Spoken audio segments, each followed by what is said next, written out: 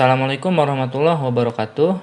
Kembali lagi dalam pembahasan soal-soal tryout SNBT ya untuk materi kuantitatif.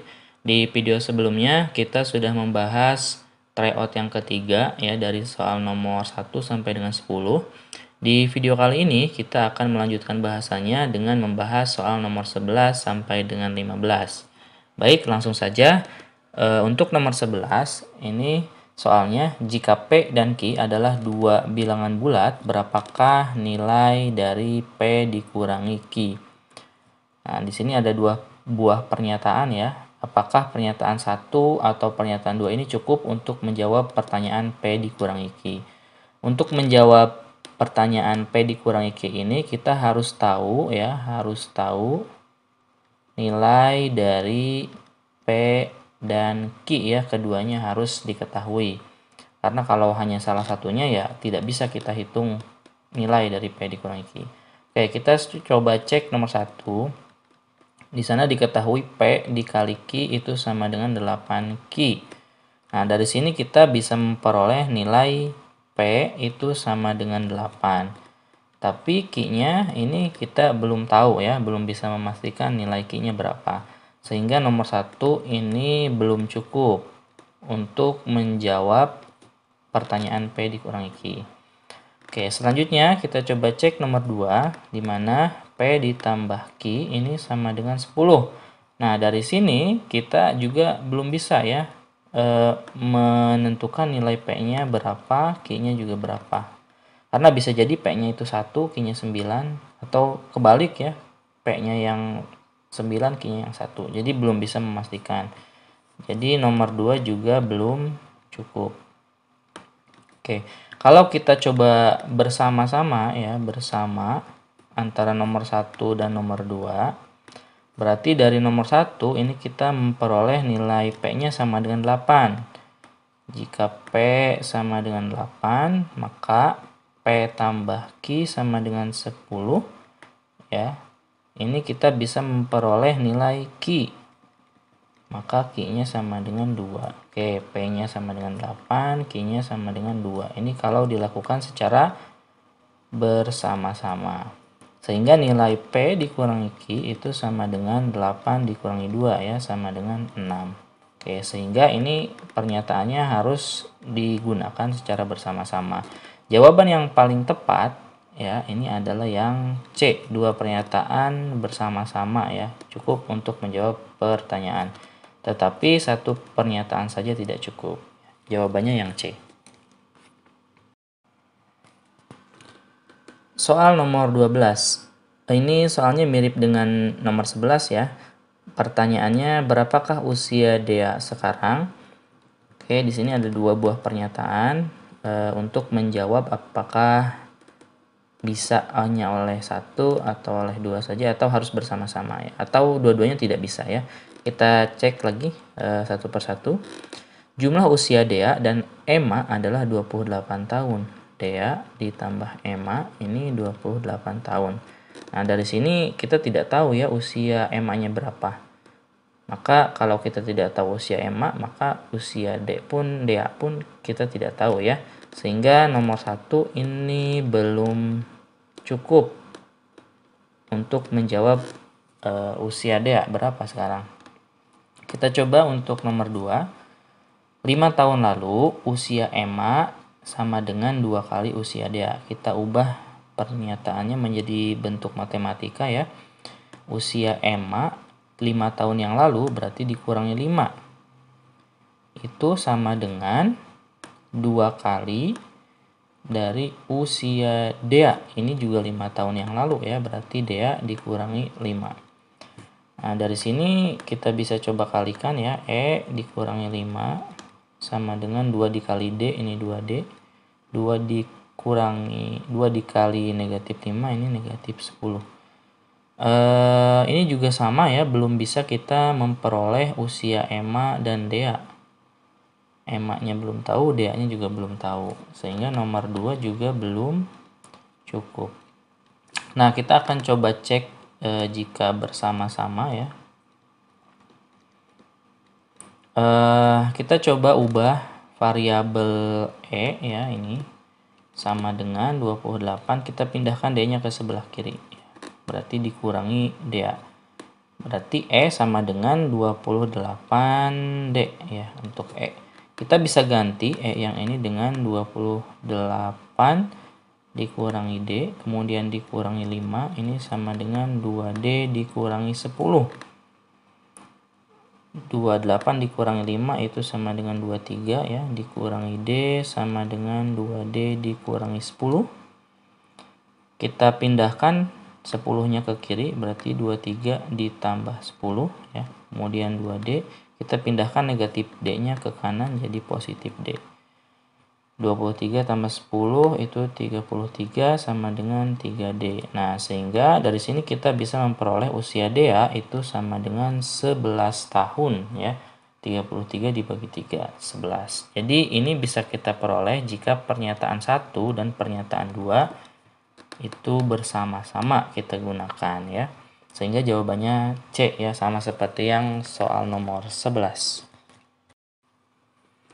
Soal nomor 13. Tipenya mirip ya dengan nomor 11 dan nomor 12. Pertanyaannya, apakah segitiga ABC adalah segitiga sama kaki?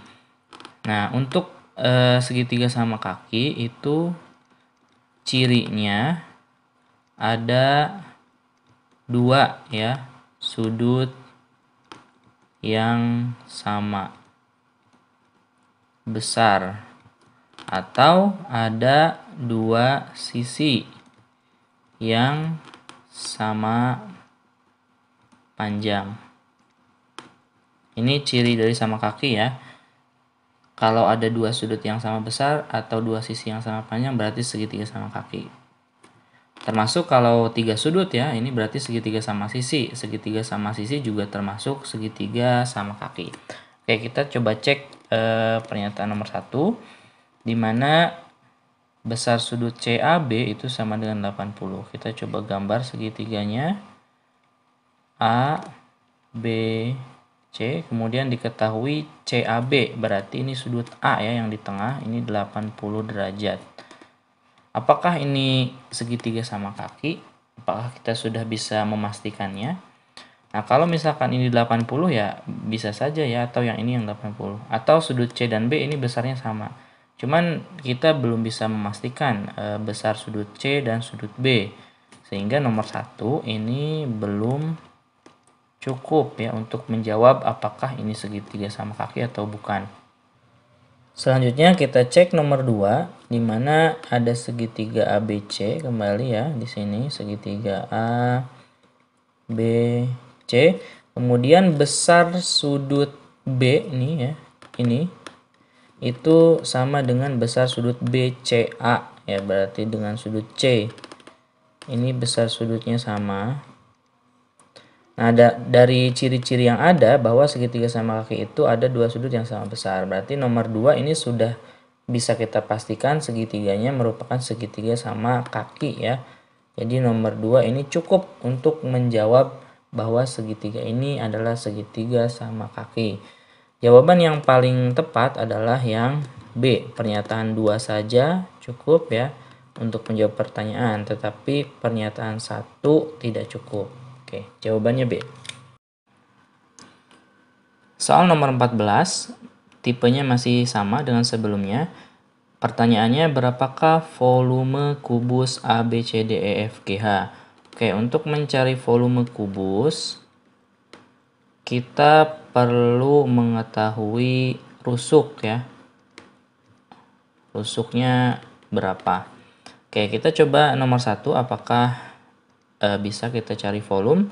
Di sini langsung ya diketahui rusuknya. R sama dengan 5 ya, tentu bisa kita cari volumenya 5 kali 5 kali 5 ya. Jadi untuk nomor 1 ini sudah cukup untuk menjawab volume karena rusuknya sudah diketahui. Kemudian yang kedua, luas permukaan yang diketahui. Luas permukaan sama dengan 150 cm persegi. Nah, luas permukaan kubus itu rumusnya 6 dikali rusuk dikali rusuk. Ya, rusuk kali rusuk itu sama dengan luas salah satu permukaan. permukaan kubusnya ada 6, jadi dikali 6. Oke, ini sama dengan 150, sehingga ini R kuadrat sama dengan 150 dibagi 6.